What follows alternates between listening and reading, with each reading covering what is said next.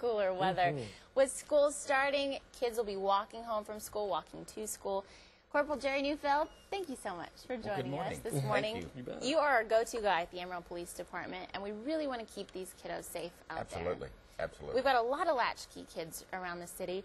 What do the parents need to keep in mind? Maybe if this is the first year that the child will be walking home from school. Well, the child and the parent need to, I guess, rehearse that routine as far as which way they're going to go home. They need to discuss, okay, when you leave school, we want you to go this way. At this intersection, you're going to turn and come down, or whatever the case may be. And make sure that the parents know which way the child is walking, and the child knows this is the way I'm supposed to go. And it's the same way every time. We don't take shortcuts. We don't go down through alleys. We don't cut through people's yards. We stay on the main traveled roads where everybody knows that they're walking, but they also have places that they can go to. And that's what, again, they need to work out with the parent. Well, they need to, if they don't know that a particular neighbor on a corner or something like that, they need to get to know this neighbor and hopefully develop that trust that they say, you know, if somebody's bothering you or you feel like that some kids are harassing you or whatever, this is a house that you can go to on the way home. If you don't feel like you can get home and you don't feel like you can get back to school, here's one house, here's another house, or something like that. Hopefully you have those places in your neighborhood that you can trust and your kid can trust, and this isn't a place for them to stop and get Cokes and snacks and stuff like this. This is a place to go only if they feel like that they're being bothered or threatened in any way, shape, or form. Now, is Toot and Totem still providing the service so they can go to Toot and Totem? Toot and Totem still has their service. Yes, they do. And that's a great service out there that in case that they feel like that they're being followed or harassed, that they can go to any Toot and Totem. It's a safe, what they call, I think, Stay Safe or something like that program.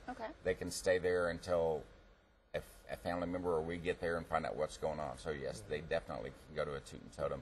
And really, probably a lot of businesses would be that way. They're going to welcome that because they don't want, obviously, any child to get hurt. So they would welcome that as well. And we saw this last week in Borger, the little girls at a Walmart of all places. But, you know, the kids are walking home from school. They know about stranger danger. But what this little girl did is what they should do. She was attacked and just immediately started screaming and yelling, drew attention to herself. Absolutely. That's one thing we kind of instilled at our kids, that look, someone grabbed you, just scream bloody murder. Fit, Exactly. Yell, scream, anything to attract attention. The last thing, you want to, just anything that you can yell and scream. He's not my dad, she's not my mom, whatever, something along that line. Get people paying attention to what's going on. Give you that chance to get away. On that same note, I think it's very important to people to realize it's not really the stranger that's the biggest threat to our child, as we think it is. It's that person that they know. It's that family member. It's a friend. It's a neighbor that will take advantage of a situation with a small child. I think, according to the National Center for Missing and Exploited Children, they have between 200,000 and 300,000 children a year that get abducted by a family member. Again, an aunt, an uncle, a grandparent, dad or mom who takes the child and runs off. And yet you only have 200 to 300 children a year that are actually abducted who are at risk of being harmed. So 200 to 300 compared to 200 or 300,000. It's not really the stranger that we need to worry about. It's everybody that is going to be around that child. And real quick, important to keep in mind that safety starts at home as well. They need to know what they can do when they get home and what they can't do. Exactly. As soon as they get home, they said make that phone call, call mom or dad, call an uncle or whoever's nearby that they can call. Say, just want to let you know I'm home. We don't invite friends over because you don't know what other friends are going to do.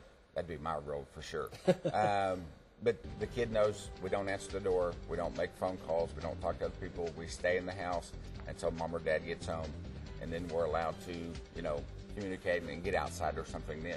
But as soon as they get home, shut and lock the door, pick up the phone, make that phone call, make sure mom and dad know that you're home. All right, Corporal Neufeld, thank you so much. Special thanks to what all you guys do keeping us safe. We appreciate it. We'll be right back.